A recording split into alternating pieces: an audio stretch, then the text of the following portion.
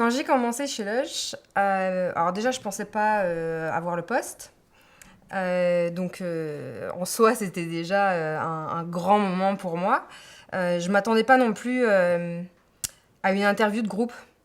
Je me rappelle la première fois, enfin, quand je suis arrivée à l'interview, il y avait 8 ou 9 autres personnes. Et je me suis dit, mais jamais je vais pouvoir m'exprimer. J'avais la trouille de parler devant les gens. Et je me suis dit, jamais ils vont m'offrir le poste, jamais ils vont me revoir en deuxième entretien, c'est impossible. Et puis, euh, j'ai été engagée en tant que manager. J'ai fait l'ouverture de la première boutique bruxelloise. Et depuis, en fait, j'ai pas arrêté de changer de métier. Donc, je m'y attendais pas, non. En gros, ça fait 9 ans que je travaille pour Lush et j'en suis à mon quatrième métier. Je suis passée par la case développement de pays et puis je suis passée par la case learning and development, donc j'ai vraiment développé les équipes de support. Et récemment, je me suis mise au podcast, donc je suis devenue productrice de podcast.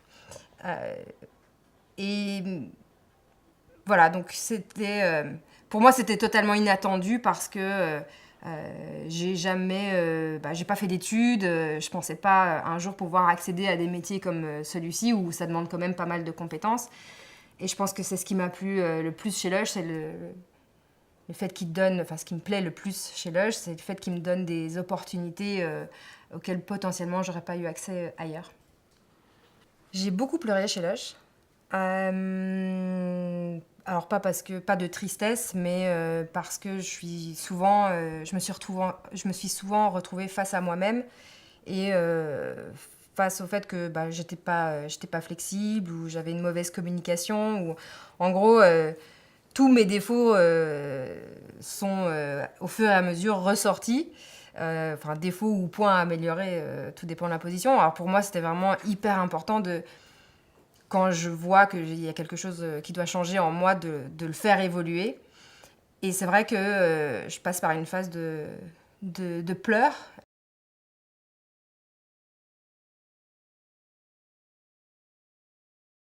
J'ai un souvenir qui est hyper fort dans ma mémoire.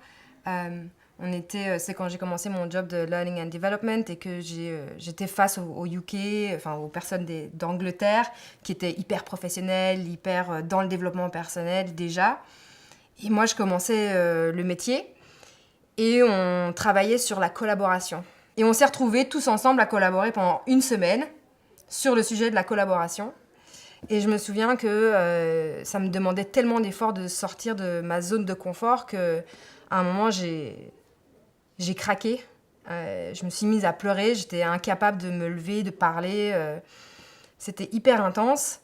Mais pour moi, c'est à partir de ce moment-là que, quelque part, quelque chose s'est débloqué en moi. Et à partir de ce moment-là, mon évolution, elle a été exponentielle. Donc mon développement personnel, j'ai compris qu'en fait, j'étais capable de beaucoup plus que ce que je pensais. Et du coup, j'ai pris goût à sortir de ma zone de confort. Et maintenant, je pleure beaucoup moins.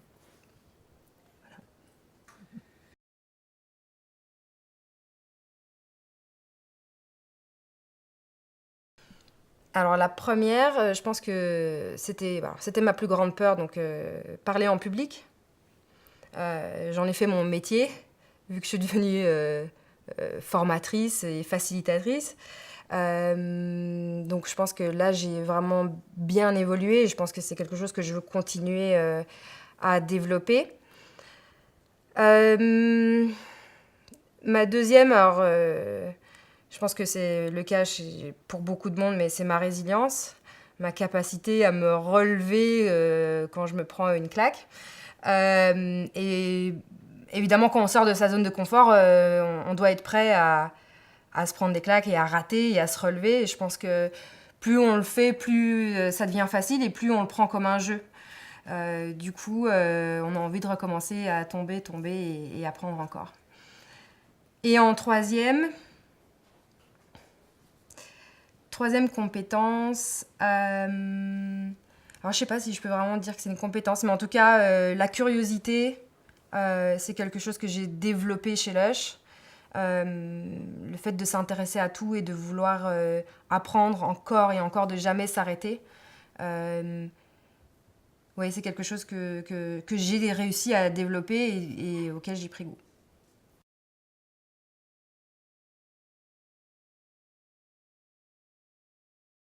Ma vision du travail, probablement. Parce que moi, je viens d'une famille une famille d'entrepreneurs qui ont travaillé énormément pour pas grand-chose. Et je pensais que c'était ça le travail. En fait, c'était presque le travail forcé pour au final pas avoir grand-chose. Et là, je vois que être employé dans une boîte innovante qui fait confiance, eh bien, ça peut vraiment changer la vie des gens. Donc, je trouve que Lush a ce pouvoir ou ce potentiel de changer beaucoup de vies si on accepte de dire oui aux opportunités qui nous sont offertes.